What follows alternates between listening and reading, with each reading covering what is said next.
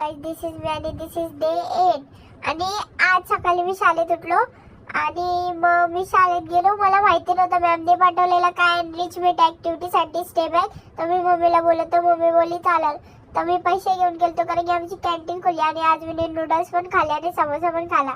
तर गेलो नंतर मग ना मॅमने ना नंतर लास्टला मला थांबवला आणि बोलते एनरिचमेंट ॲक्टिव्हिटीच्या जागेवर सायन्स रेमेडियल घेतलं. तर मी सायन्समध्ये पास झालतो.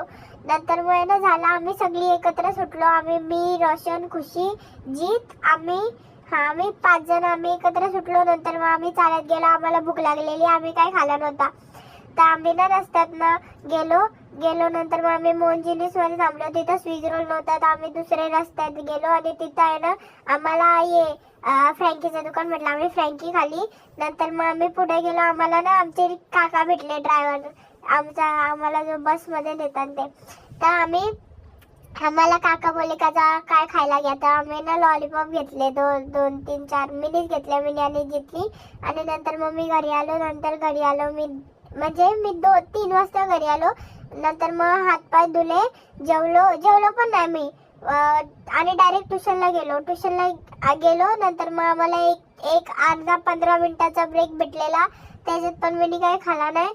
नंतर मग आहे ना 15 मिनिटाचे ब्रेक नंतर मग माझा परत ट्युशन. मग आम्ही आता 10 वाजता सुटलो आणि हाच होता माझा डे गाईस.